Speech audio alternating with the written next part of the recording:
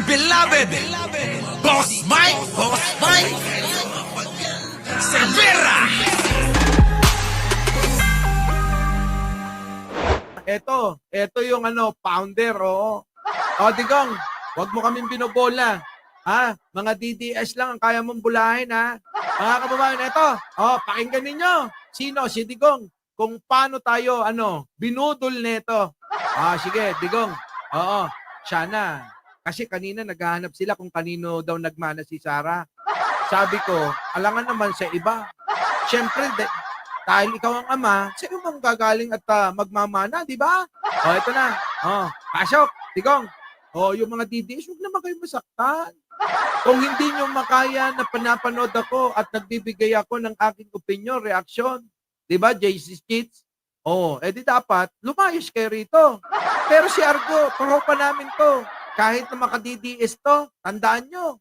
Si Argo, naku, malupit yan. Oo, nagpapalipad nga yan eh. Mamaya yan, oo. Baka bawiin yung pinambili ko sa Starbucks to. Dali lang. Digong, standby ka lang dyan. Sisip-sip lang ako. Eto na. Digong, galingan mo ha. Para naman masabi ni Along na yan ang presidente ko. Si Digong, kaya nga maraming droga sa Caloocan, kaya nga naglipa na mga krimen sa Caloocan no? Kasi idol nito. Tuloy. Maniwala kayo, they will not build anything there sa Scarborough Show. Kita nyo? Sabi mga kababayan, maniwala daw kayo. Oo, na walang mangyayari at walang magagalaw sa Scarborough Show. Sa Scarborough Show. Kaya sabi niya, kita nyo, sabi ko sa inyo, si Argo, malupit yan. Mga DDS vlogger, si Argo nagpapalipad sa akin yan. Ang pinagtataka ko, hindi ko siya nakitang nagpalipad sa inyo. Kaya ang duda ko rito, malapit na to. Bendisyon na lang ang kulang rito. At sigurado sa susunod, ibabas na kayo. Di ba, Argo? Di ba? Ibabas na kayo ni Argo, maniwala kayo. Ito na. Ano sabi mo, Digong? Nawala tuloy ako dahil nagpalipad si Argo. Ito na. Argo, thank you Sabi ko na nga ba, tropa tayo. Ito na. Pasok! Maniwala kayo, they will not build anything there sa Scarborough Show. Si Jinping mismo nagsabi. Nakututo ka lang kasi. Alam nyo, sa totoo lang, mga kababayan, naniwala yung idol ni Argo. Idol Idol ni Argo. Hindi. Yung idolo ni Argo. Huwag natin sabing idol, baka magalit to. Argo, yung idolo mo, kita mo, naniwala kay Xi Jinping na wala daw mangyayari, mga kababayan. Saan? Sa Scarborough Shoal. Aba, mga kababayan, nakita nyo naman. Abay, parang isang isang syudad sa Maynila. Tambak na mga building at kung ano-ano pa. Meron pa silang mga kababayan, panggera. Kita nyo? So, si Digong, hindi lang tayo niloko at inuto. Mga kababayan, pati sarili niya, niloko niya. Pero inyo sabihin niya, maniwala kayo. Wala silang gagawin dyan sa Scarborough Shoal.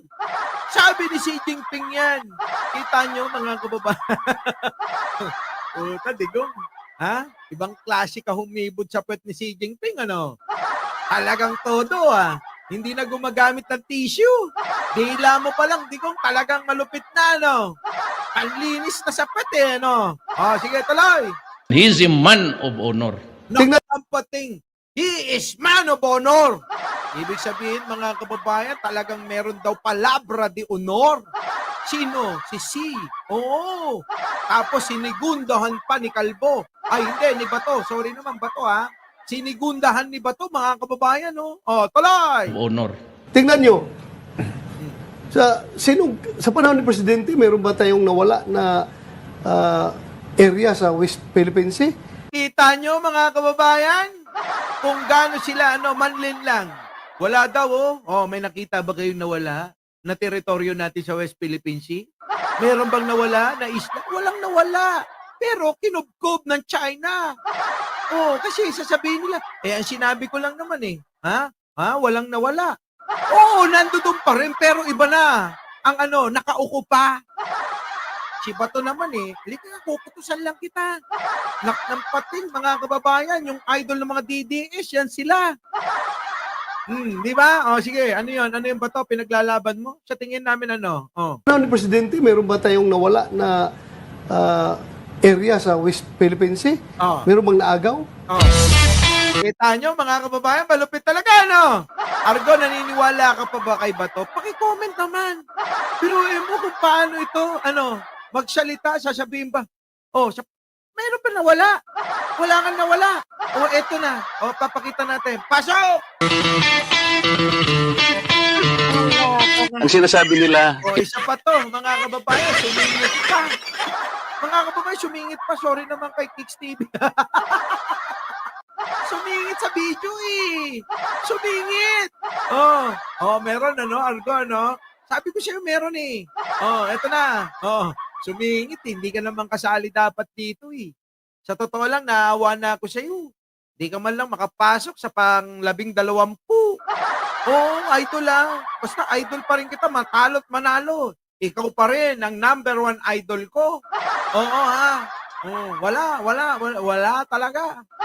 Kaya kayong mga kababayan, baka naman gusto nyong iboto siya.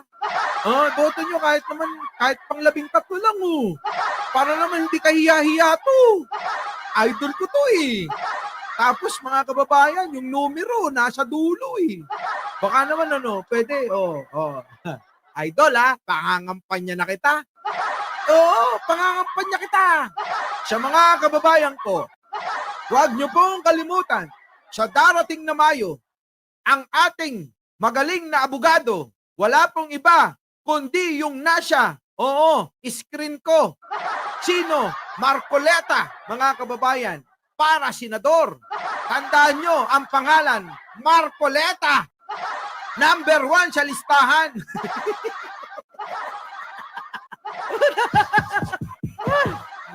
Kalma. Baby, kalma. Huwag mo naman akong bigyan ng dahilan para tabihan ka. Okay, mga kababayan Eto na. Marcoleta, bakit ka ba sumingit kasi? Sige, ito na. inoccupy daw ng China ang ating territory. Wala po yun na tayo ay Eto, isa pa to, mga kababayan. Isa pa to. Putik na, sumingit ka rin, sinasakop na. Ano-ano po ba inoccupy ng China? Kasi Nagtanong pa ka. Naku! Huwag na kayo magtanong! ayoko magsalita nang wala akong basihan. Karamihan naman ng artificial islands, kasing laki na ng isang syudad, ay nabuo nung panahon ni President Digong. Ano mga kababayan, anong klaseng kalokohan yan? Biruin nyo, yung ating mga isla, dinaig pa mga kababayan, ang isang isla. Bakit? Mga kababayan, abay para ng isang syudad daw. Yung alin? Yung mga sinakop na mga isla natin dyan sa West Philippine Sea. Kita nyo, mga kababayan? Pero ewan ko ba, bakit ba si Digong, mga kababayan, laging sinasabi, wala naman daw gagalawin dyan? Pero nandyan na. Digong, anong masasabi nyo pa dyan? Di ba? Dumaliwanag po ito na panloloko, Nino. Ni Digong, ni Bato, ni Marcoleta, at ni Robin Padilla. Niloloko tayo, mga kababayan, pero idol ko pa rin si Marcoleta, ha? Sige, tuloy! Aptly named Mischief Reef in the Philippines Economic Zone, the Chinese took it over and started turning the reef into a military base. Naging military base na po yung ating mga teritoryo dyan sa West Philippine Sea. Sabi ni Digong wala daw gagalawin, kahit konti. Pero mga kababayan, nakita nyo naman, may mansyon, may opisina, may swimming pool, at napakaganda. Okay lang sana kung pinaganda nila tapos ibibigay nila. Digong, eto na, pinaganda na namin ang inyong isla. Pwede nyo nang gamitin, bilang inyong teritoryo, gawin yung opisina. Dito nyo ilagay ang pogo. Di ba? At syempre, pati droga. Pwede na, di ba? Baka sakali, mga kababayan, yung mga eengot-engot at tatanga-tanga, abay maniwala pa. Kaso nga mga kababayan, hindi gano'n na nangyari. Ayaw na nilang bitawan, ayaw na nilang iwan. Bakit? Malaki na naginastos nila dyan. Kita nyo naman, building na building pa lang. Malamang, bilyon na ginastos nila dyan. Ano? Sa pangkalahatan, bilyon na yan. Tuloy.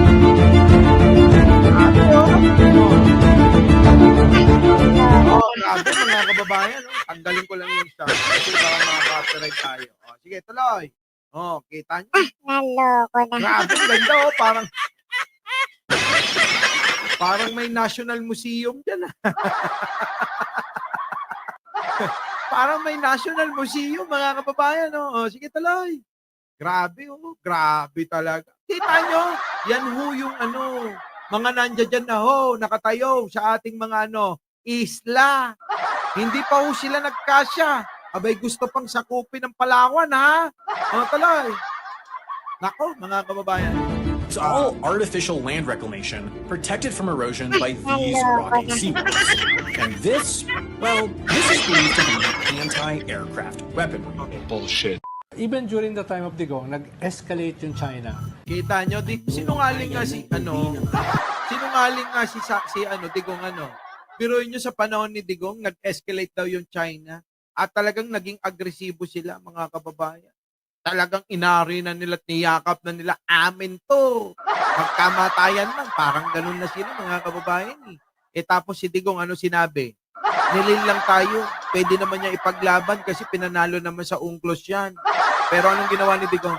Punitin ko pa yung papel na yan na panalo. Tubig lang yan. Marami sa Davao, bigay na natin yan. Sabi ni Digong. Tapos sabi naman ni Sarah, alam nyo kung ano sagot niya? Oo. Sabi, Mayo, Cheche. Oo. Si Kongkoy lang. Sabi, mga kababayan, alam nyo kung ano ibig sabihin?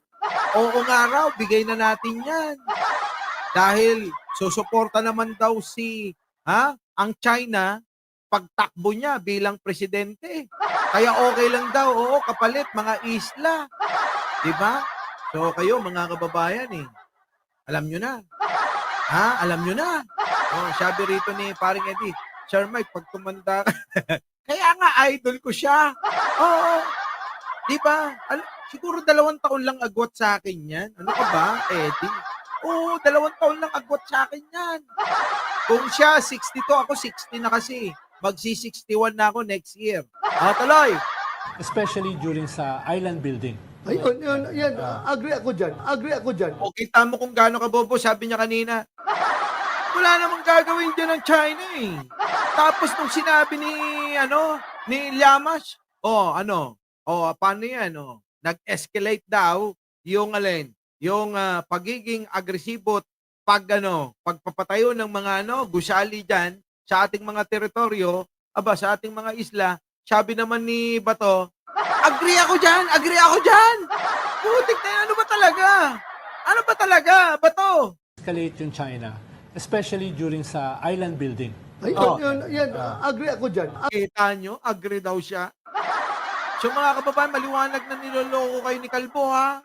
Kaya mga kababayan, di ba, sa mga DDS, gusto nila yung mga niloloko sila. Boto nyo yan, ha? Pag di nyo binoto, ewan ko sa inyo. Mga kababayan, baka pwede naman. Iboto nyo na to, ha? Iboto nyo na, ha? Para mga kababayan, ang gawin nila kapag nanalo sila, mga kababayan, suportahan si Sara sa impeachment niya. Ang sa ganun, mga kababayan, maganda naman yung laban. Ang hirap naman, mga kababayan, pag nanalo lahat yung alin. Lahat ng mga kandidato ni Sara, di sigurado na. Sigurado na, mga kababayan. Sigurado na may impeach si Sara. Tuloy. Agree ako dyan. Totoo naman talaga nangyayari yan, pero hindi tayo binubuli. Kita mo? May palusot pa siya. Totoo, nangyari yan. Talagang, nagtayo na sila dyan. Nag-escalate, nagtayo ng base militar nila. Agree daw siya. Agree si Bato, mga kababayan. Pero, may pampalubag daw. Hindi naman tayo binubuli. Bato, galing mo talaga. Yang katwiran mo, parang katwiran nung kakilala naming mga vlogger, ha? Oo, kakaiba. Oh, eto na. Habang naglalayag, nagkwento ang mga mangingisda sa panggigipit sa kanila ng China Coast Guard sa laot. Kita nyo? Yan ba ang hindi binubuli, mga kababayan? Samantalang yung mangingisda natin mismo, mga kababayan, inapi. Oo. Ng mga incheck ng panahon, Nino, ni Digong. Ayan, mga kababayan, kita nyo. Sample lang yan, ha? O, tuloy. Din ng ABS-CBN kasama nila ang malawakang paghahalukay ng Taclobo mula sa ilalim ng Scarborough Shoal. Ako. Maraming lansya ng China na nagsasagawa nito. Naku, grabe. Talagang pinagsamantalaan na yung West Philippines Sea ng mga incheck, mga kababayan. Grabe, no? Kawawa yung ating mga kawawa yung teritoryo natin. Talagang niransak nila eh. Oo, tuloy. Makikita sa video ang pagsampa ng 2 tauhan ng China Coast Guard. Ako, kita nyo, ayan na mga kababayan pakinggan nyo to panoorin nyo Sinampa, sumampa. Doon siya sa barko ng Coast Guard. Ito na. Ng Pilipinong mangingisda. Yan. Ilang sandali. Ito, tumbang ka ng mangingisda natin mga kababayan, inakyat ng mga incheck. Oo, itong Coast Guard ng China. Pa, binubuksan na nila ang lagayan ng isda ng mga Pilipino. Kita nyo? Kita nyo mga kababayan kung anong ginawa nila? Yung huli ng ating mga mangingisda, mga kababayan, talagang dinugas pa nila. Parang si Sharat tsaka si Digong lang. Parehas mandurugas. Di ba kayo nagtataka? Baka naman may lahi silang incheck talaga. Tuloy. Pagkatapos, namili sila ng magagandang klaseng isda. Sinimulan na nilang punuin ang kanilang mga banyera at saka umalis mula sa bangka. Kita nyo mga kababayan, yung huli ng ating mga mangingisdang kababayan, pinili yung alin? Yung mga magagandang isda, yung masasarap na isda. Kita nyo mga kababayan ko, ganun sila katindi mga kababayan, tapos sasabihin nila hindi naman daw tayo binubuli nung panahon ni Digong. Tuloy. Meron ka ba narinig na pambubuli ng Chinese militia doon sa ating mga mangingisda? Kita nyo? Di ba? Ang bobo talaga ni Bato, no? Boto nyo. Para lahat ng mga senador dyan, mga kababayan, 2 na lang. Oo. Mga grupo ng mga bobo at grupo ng mga kababayan, matatalino. Kita nyo? Kahit si Tulfo natawa rito. Sa West Philippine Sea, nung panahon ni President Duterte? It happened before, Sen. It happened before. Panahon ni Duterte? Mga magaganda pang kunin nila. May mga Chinese Coast Guard Bato! Bato! Walang iya ka talaga. Sabi rito ni Aichan. Ayan na nga May video at may ebidensya na. Todo tanggol ka pa. na raw na nagbabantay. Kunin nila yan. Walang paalaman yan. Basta nakuha nila, alis na kaagad yan. Ayaw ko sanang ibigay. Dahil naaaran ako sa pamilya ko. Kita nyo kawawa yung mga kababayan natin, Tingnan nyo naman ang itsura nito, pero walang awa yung administrasyon ni Digong. Yung mga mangingisda natin, nahirapang manghuli ng mga isda, sinisisid pa nila yan. Nilalambat ng iba. Pinapana yung iba. Pero mga kababayan, anong ginawa? At pinabayaan lang ni Digong yan. Ninanakaw yung mga huli nila. Ganon kahirap ang buhay ng mga mangingisda nating mga kababayan. Tapos, inaapi lang sila. Di ba? Sabi, barter. Ang sabi ko nga... Kita nyo, ito na naman palusot ni Roque, barter daw. So, parang sinasabi nila, sinungaling yung mangingisda natin. Halos maiyak na nga. Bakit, mga kababayan? Nagtsatsaga, lumalaban ng parehas. Yung mangingisda nating mga kababayan, lumalaban ng parehas para mabuhay ng marangal. Pero eto, putik na yan, Roque. Saan mo kinuha yung sandamakmak mong pera? Yung mga mangingisda, lumalaban ng parehas yan. Para maging marangal. Kaso mga kababayan, eto, ang alibay mga kababayan? Bartery daw, mga kababayan. Alam nyo ba yung bartery? Palitan ng kalakal. Ganon ang ibig sabihin. Mga vlogger, may matutunan sana kayo. Ang bartery, ang tawag dyan, palitan ng kalakal. Ibig sabihin, yung isdang nahuli nung ating mga kababayan, papalitan daw yan ang palusot ni Roque. Eto na, pasok. Sabi, barter. Ang sabi ko nga po, fish thievery. Pero Tagalogin na natin, pangungutong, I think, o pangingikil. Importante, nirespeto tayo, hindi tayo binubuli. Tuloy. Coast Guard din ang humabol, pumalibot at nagpaalis sa mga mangingisdang Pilipino sa Scarborough Shoal noong 2016. Na nung panahon ni Pangulong Rodrigo Roa Duterte, hindi naman tayo nagkaroon ng ganitong klaseng escalation. Nako. Sinungaling! Sinungaling talaga tong si mga kababayan, si Robin, tsaka si Roque, no? Tuloy. Hindi dapat kalimutan ang mga insidente ng panghihimasok ng China noong panahon ng Administrasyong Duterte. Nako, kita nyo, Duterte talaga mga kababayan. Ibang klase, hinayaan kasi ni Digong. Alam naman ninyo yan, no? Hinayaan ni Digong. Tuloy. Gaya ng pagbangga ng Chinese vessel sa FB Gemver 1 noong 2019. Nako. Yung pinunta ko doon sa West Philippine Sea. Gusto ko maging part.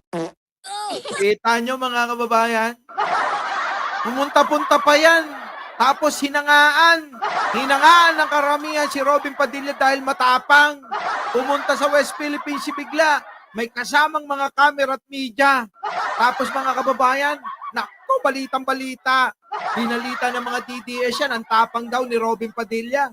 Tapos mga kababayan, malaman-laman natin, no? Putik na yan, nabudol pala tayo niya. Nung ako'y nagpunta dyan, nung ako'y umikot dyan, nakita ko po lahat doon. Ako po kasi ay galing doon. Ganun naman kasi kahit nung ako din nagpunta doon, ginawa ko yan. Ako mismo nagpunta dyan. Yung pinunta ko doon sa West Philippine Sea. Pelikula na nga yung pinunta ko doon eh. Ito talaga, no? Grabe. Sige, panoorin nyo ng buo. Okay. Ito na. Manahimik kayo, sa mga DDS, makinig kayo para matuto kayo ng konti. Tuloy. Maniwala kayo, they will not build anything there sa Scarborough Shoal. Si Xi Jinping mismo nagsabi. And he's a man of honor. Tingnan nyo, sa panahon ni Presidente, meron ba tayong nawala na area sa West Philippine Sea? Meron bang naagaw? Ang sinasabi inoccupy daw ng China ang ating territory. Wala po yun na tayo ay sinasakop na. Ano-ano po ba inoccupy ng China? Kasi ayoko magsalita nang wala akong basihan. Gago! Karamihan naman ng artificial islands, kasing laki na ng isang syudad, ay nabuo nung panahon ni President Digong. The aptly named Mischief Reef in the Philippines economic zone, the Chinese took it over and started turning the reef into a military base.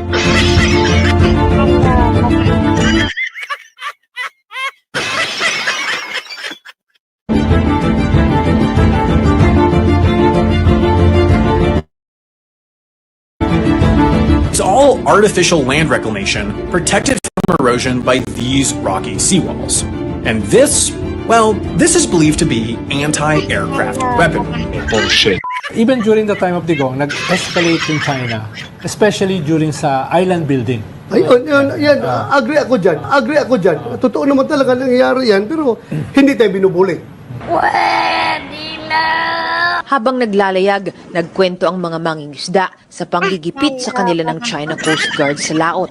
Nakunan din ng ABS-CBN kasama nila ang malawakang paghahalukay ng Taclobo mula sa ilalim ng Scarborough Shoal. Maraming lansya ng China na nagsasagawa nito. Makikita sa video ang pagsampa ng 2 tauhan ng China Coast Guard sa bangka ng Pilipinong mangingisda. Ilang sandali pa, binubuksan na nila ang lagayan ng isda ng mga Pilipino. Pagkatapos, namili sila ng magagandang klaseng isda. Sinimulan na nilang punuin ang kanilang mga banyera at saka umalis mula sa bangka. Meron ka ba narinig na pambubuli ng Chinese militia doon sa ating mga mangingisda? Sa West Philippine Sea, nung panahon ni President Duterte? It happened before, sir. It happened before. Panahon ni Duterte? Mga magaganda pang kunin nila. May mga Chinese Coast Guard na raw na nagbabantay. Kunin nila yan, walang paalaman yan. Basta nakuha nila, alis na kaagad yan. Ayaw ko sanang ibigay. Dahil naaaran ako sa pamilya ko. Sabi, barter. Ang sabi ko nga po, fish thievery. Pero Tagalogin na natin, pangungutong, I think, o pangingikil. Importante, nirespeto tayo, hindi tayo binubuli. Coast Guard din ang humabol, pumalibot at nagpaalis sa mga mangingisdang Pilipino sa Scarborough Shoal noong 2016. Na nung panahon ni Pangulong Rodrigo Roa Duterte, hindi naman tayo nagkaroon ng ganitong klaseng escalation. That's stupid!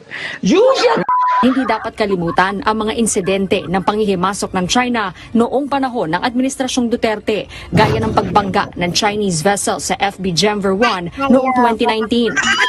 Yung pinunta ko doon sa West Philippine Sea, gusto ko maging part. Nung ako'y nagpunta dyan, nung ako'y umikot dyan, nakita ko po lahat doon. Ako po kasi ay galing doon. Ganun naman kasi kahit nung ako din nagpunta doon, ginawa ko yan. Ako mismo nagpunta dyan. Yung pinunta ko doon sa West Philippine Sea, pelikula na nga yung pinunta ko doon eh. Oh, ayan maliwanag yan. Oh, yan po yun. Our beloved Boss Mike Cervera